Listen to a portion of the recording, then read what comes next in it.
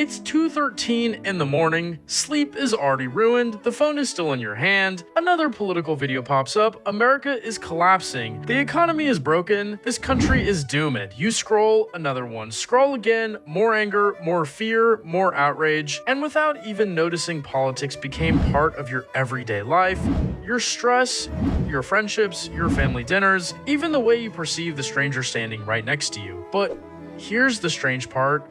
What if, in another timeline, none of this happens the same way? Because in the code of our reality, there's a glitch. At the year 2015, Donald Trump never runs for president, and your life ends up completely different. In that timeline, maybe your dad never stops talking to family members over politics, maybe your best friend never unfollows you after an election, maybe opening social media doesn't instantly make you anxious, maybe politics stays something people barely even think about. But that timeline was erased on a Tuesday in June 2015. Trump Tower, New York City, cameras lined up outside, reporters waiting for Donald Trump to come downstairs and announce his campaign, but in this timeline, he never comes down the escalator.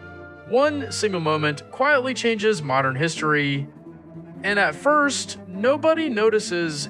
You still wake up, still go to work, still complain about gas prices, still scroll through Instagram right before bed. Life keeps moving, but underneath the surface, something dangerous is building.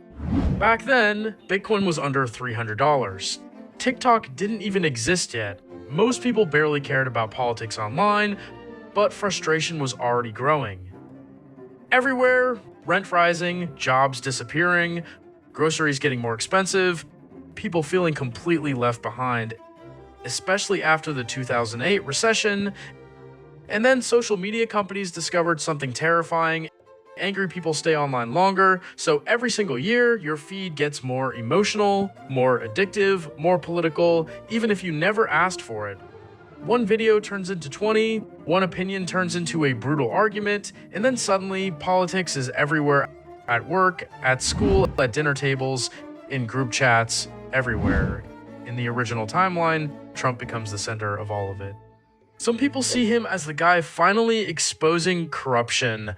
Others see him as the exact reason the country started falling apart.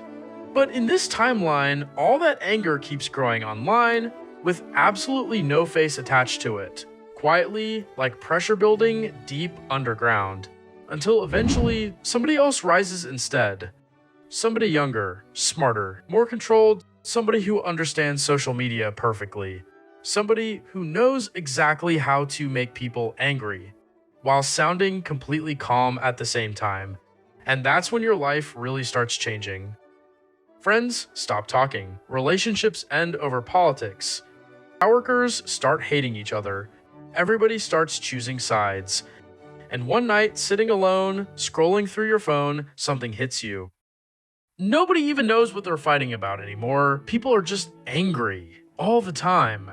At the government, at rich people, at immigrants, at corporations, at each other, and every single app keeps feeding it back, non-stop, because outrage makes money. News companies profit from fear, influencers profit from division, politicians profit from emotional voters, and social media companies profit from all of it. Then 2020 happens, COVID spreads, lockdowns begin, businesses shut down. Millions lose their jobs. Bitcoin explodes from around $7,000 to nearly $60,000. The rich get richer, regular people get more stressed, and suddenly, life doesn't even feel real anymore. Days blur together, every headline feels insane, every month feels worse than the last. And in this timeline, Trump is not even president during any of it, which means somebody else becomes the face people blame for everything. But your life still changes. The exact same way. Rent still rises, groceries still get expensive, anxiety still grows, the algorithms still learned exactly how to break your focus.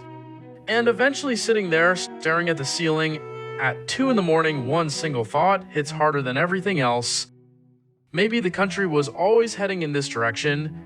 Maybe Trump didn't create the fire, Maybe he just arrived right when it was already starting, and depending on who's watching this, that thought is either terrifying or completely true, because after 2015, the internet changed, politics changed, people changed.